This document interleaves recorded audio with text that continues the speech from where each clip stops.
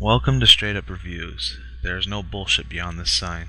I originally wanted to put this as a written update after watching this. However, upon watching it, I felt I owed it justice. And I'll do the same if I ever watch the movie.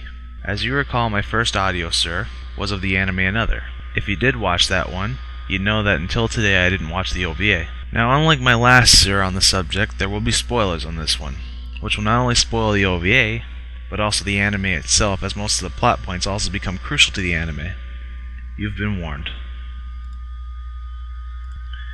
The story goes like so. The show star Mei Mizaki is meeting a similar looking girl.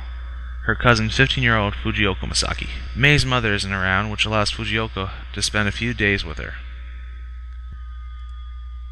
It is then and there Mei discovers something terrible involving Fujioka. Now I'm going to stop here and point out the first plot point, Mei's eye patch. While I never revealed it in my review, I'm revealing it now. At the age of 4, Mei suffered from a tumor in her left eye. Said eye was surgically removed.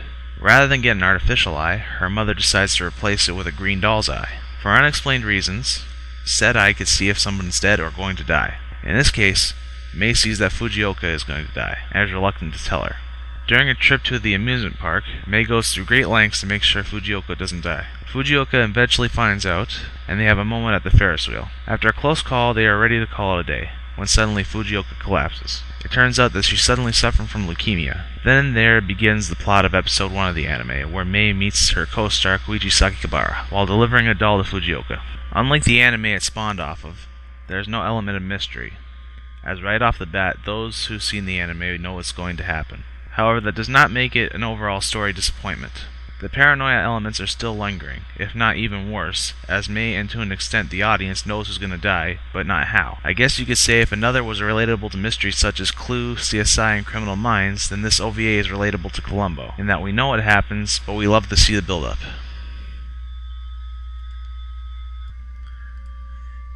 Mei and Fujioka's relationship is a lot more complex than her relationship with Koichi. They truly love one another, and some fans are quick to point out that they might be kissing cousins.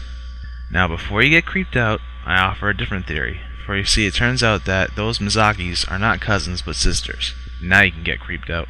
However, they are not ordinary sisters, but twin sisters. With the exception of hair and eyes, they look almost identical. Now onto my theory. While the incestual undertones seem pretty blatant, these two are not incestual, no matter how many fanfictions say otherwise. In fact, their closeness is quite normal among twins. Let me put my seer cap on for this one. There's a well-known phenomena that twins, especially identical twins, share an empathic bond with one another. The type of bond that many would think is near psychic. Said bond would cause them to not want to leave one another, even if they had to share a bathroom together.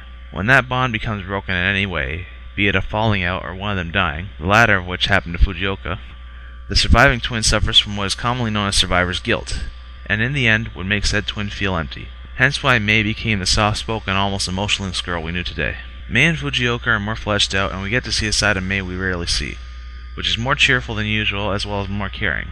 A big contrast to the Mei we are used to, but once lost, we can't help but feel sorry for her. Fujioka is also fleshed out, and her personality as well as taste on certain subjects are what helped shape Mei into what she is in the long run. Her death is not only tragic to us, the audience, but also really sets off the chain of events that Koichi was once accused of starting. All in all, the OVA is worth the watch, and I recommend it to those who want to see a complete series. I hope to see and review the movie in the long run. As usual, debate, argue, and let me know what I miss. Stay tuned for more. Oh, there's just one more thing.